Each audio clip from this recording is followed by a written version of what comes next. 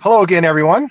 I'm Richard Weil, and I'm the principal and CEO of National Restaurant Consultants, and we welcome you to our 84th edition of the NRC Helpful Moment.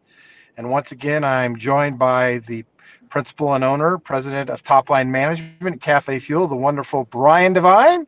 Hello, Brian. How are Thank you you. on this beautiful Friday? Oh, I am happy it's Friday. Thank you for having There you me. go. Our special guest today is Mr. Mo Itachfini, the owner, one of the owners and principals of Sahara Restaurant in Greenwood Village, Colorado. And Mo and his restaurant have been open for 27 years, serving really, I think, the best Middle Eastern food in the entire Front Range of Colorado, maybe the all entire right. Rocky Mountain region for sure. They've been doing Thank a you. great job. Love it. Mo, Lubna, and Jihad have been doing amazing food. And Mo, welcome. We're glad to have you. How's your family doing? They're doing good. They're hanging in there. Thank you for asking. So, how does it feel to be 27 years old as a restaurant? And how have you all pivoted into survival mode since March to keep Sahara a relevant, popular, terrific restaurant? So, what have you all been doing to keep things moving and how you've been able to keep your employees employed? Well, we've been in business for 27 years. It feels good. That's with the support of a lot of our regular customers and, and new as well. And since we got this pandemic, we've been hanging in there, and we went through tough time just like any other business or any other restaurant. So we've been following the rules and of the CDC and the things of our governor said, and it's been tough, but we've been through it just fine. Good. And have you definitely pivoted? You obviously are working with Grubhub and Uber Eats and et cetera for third party delivery as well as carry out. You've got a pretty good, robust carry out business. And how's that going? And how have you created those efficiencies Yeah, for Sahara?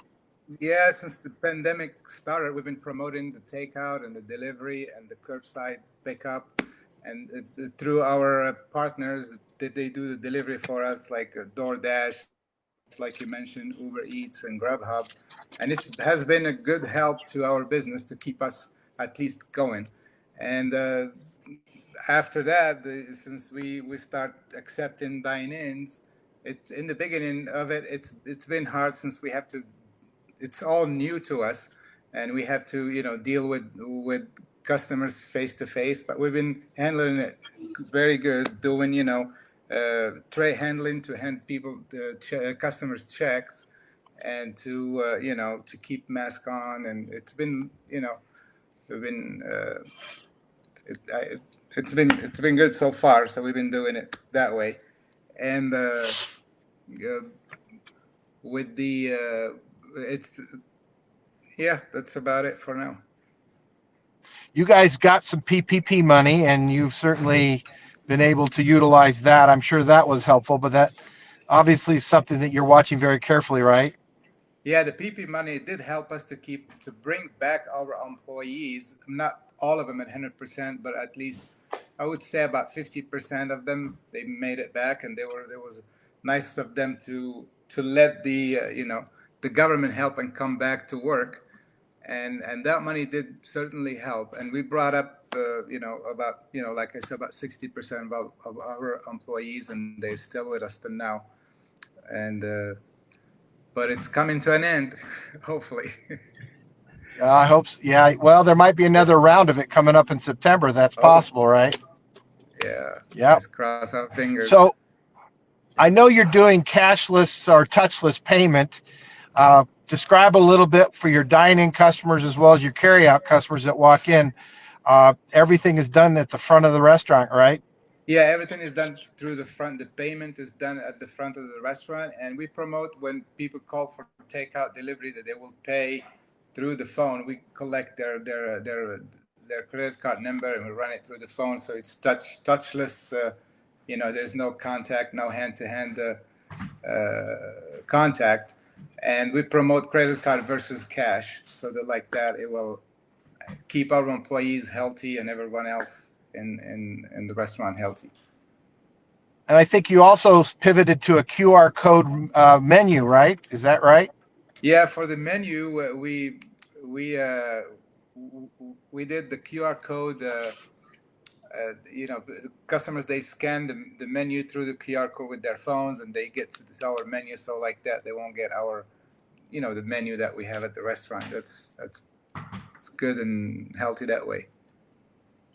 Is anybody requesting a printed menu still? I know you have some older patrons. Have you run into that at all? Yeah, we did actually, but we just help them by verbally telling them what we have, or we can help them, navigate through their phone, their smartphone, to get the menu in front of them through their phones. So you're not really experiencing any pushback from your guests at all on the QR codes or the touchless, contactless payment, are you? Not really. Well, there's always special cases, but not as much. Everybody has been understanding of the of the touchless menu, and it's been good so far.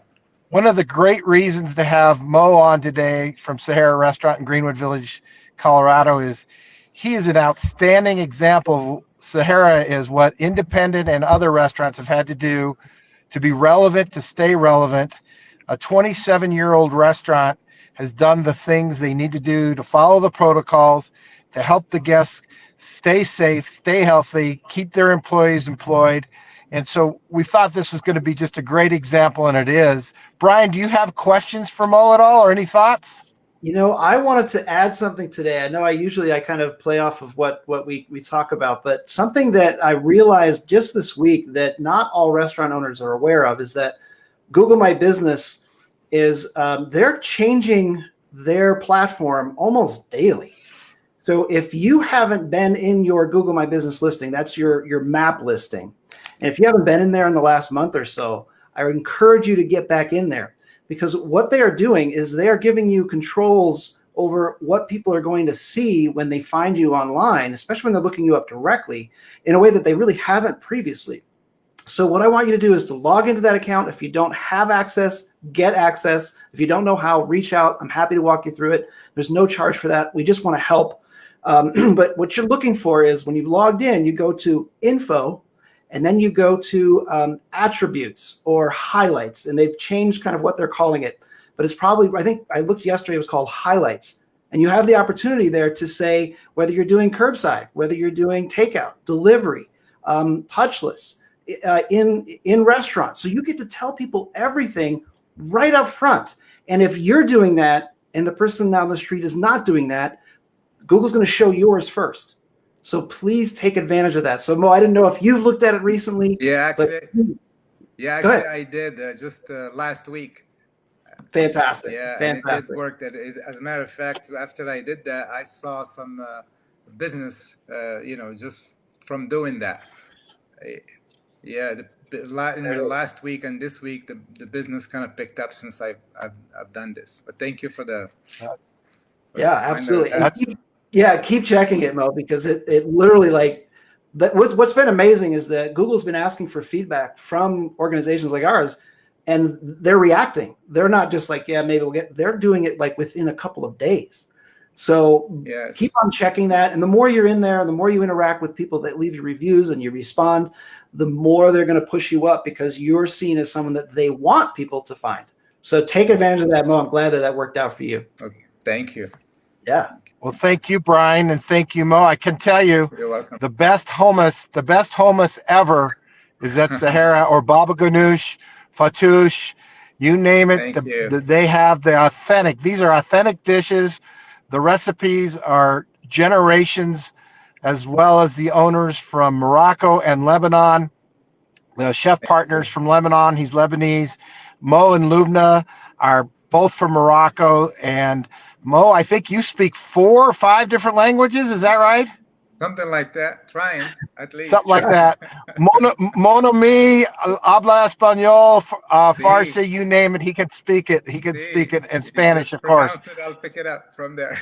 That's right. He's a He's not only a great restaurateur, a good friend, but he's a linguist, and he's got the heart of gold. So, folks, anybody in the Colorado and the Metro Denver area, if you've never tried Sahara Restaurant, it's off of Arapahoe Road, just east, about a half a mile east on the south side of Clinton, the southeast side of South Clinton side and of Arapahoe Arapahoe. Road.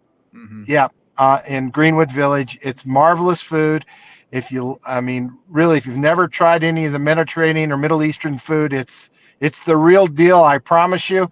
And for this broadcast that we're doing today, I'm here in southern Utah, and my wife is sitting next to me, and she's ready for some Lumna's spicy chicken right now. There you go. There we go. We'll Well, deliver that's it. I'll There you deliver go. That's it for today. Thank you, Mo. Oh, you're That's it welcome. for today. Brian, do you have anything else? That's all for today. Thanks, All right. everybody. Bye Thank you for for now, having me. everybody. Thank you. You're Bye. welcome. Thanks, Mo. Bye. You're welcome.